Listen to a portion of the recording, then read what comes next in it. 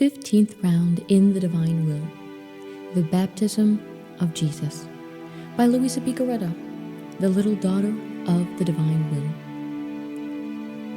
My heavenly and greatest love, I hasten my step to follow you, so that time may not interrupt me from accompanying you in everything. I see that you are now about to go into the desert, and pressing your mother tightly to your heart that convulses with love, you say to her, "For now I must say goodbye, dear mother, as I must go to accomplish the will of my Father. I leave you my divine fiat as your abiding help and life, for it shall keep us continuously united to me and empower you to experience everything I do. Although we will be far apart, my will shall reveal to you everything your Son does, so that you may accompany me in everything.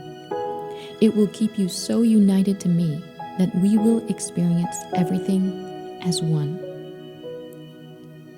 Jesus, my life, take me by the hand and bring me with you, for I don't want to let the slightest thing you do escape my I love you, which seeks to enclose everything you do and ask you for the kingdom of your divine will on earth.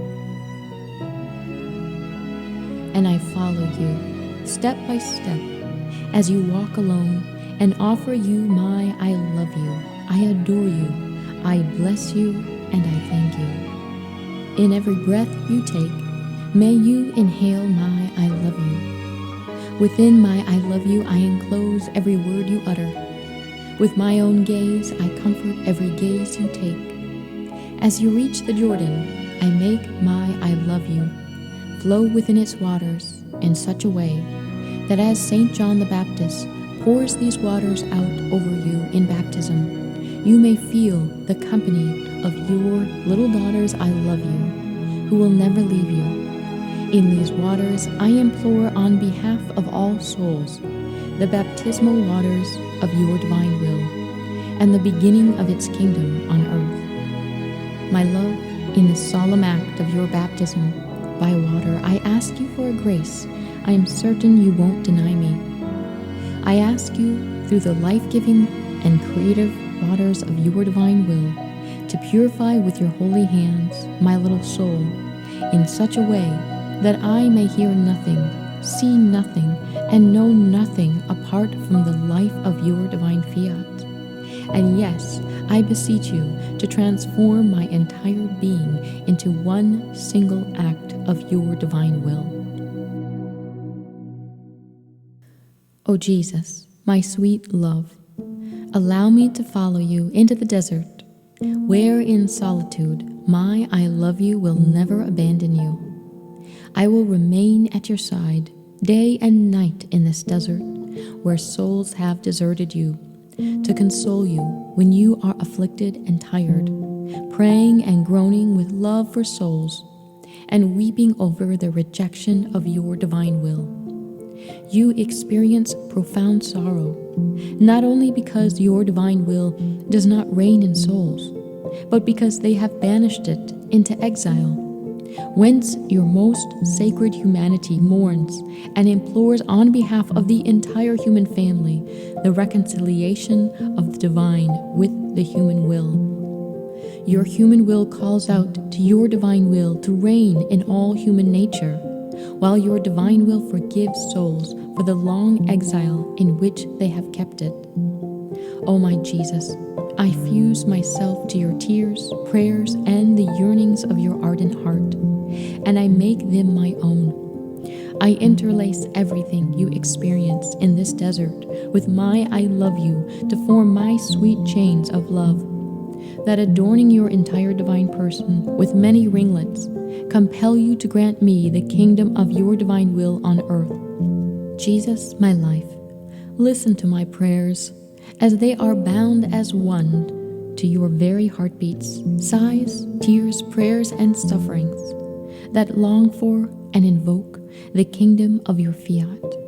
If you won't listen to me, Then listen at least to your own pleas, so that when you return from the desert, you may promise me, ah yes, soon the kingdom of my will shall come to earth. O my Jesus, heart of my heart, I see that you hasten your step to leave the desert. You pass by the Jordan again to cast another loving glance upon beloved John the Baptist and pour into his heart torrents of love and grace. In haste, you arrive at the house of Nazareth, where the love of your heavenly mother incessantly calls you. And what a touching sight to behold! You and your mother throw yourselves into each other's arms and fuse together, form one soul love. On account of your absence, the heavenly queen ardently longed to see you, her son. Her motherly heart, burning with love, longed to pour itself out into her son to receive in exchange from you the dew of your love, and not be consumed by the loving flames that devoured her. And you too, Jesus, my heavenly Savior, felt a yearning desire for the love of your mother, and for this reason you ran into her arms, to give and to receive love. And I, with the little flame of my I love you, share in your chaste embraces, in your outpourings of love, and in the ardent fire of the mother and son's love, to implore the kingdom of your will on earth. Holy Mother, may you repeat and pray together with me. May the divine will be known and reign on earth as in heaven. And while you and your son find solace in each other's love and are uplifted, you also dispose yourselves to be deprived on one another for longer periods of time. And it is not long before you, Jesus, unsurmountable love, are again walking on the path to begin your public life, where you convey to the heart of your mother the heartache you experience. And again you depart, all alone, to share your word with the people, to form disciples, and to proclaim the Holy Gospel.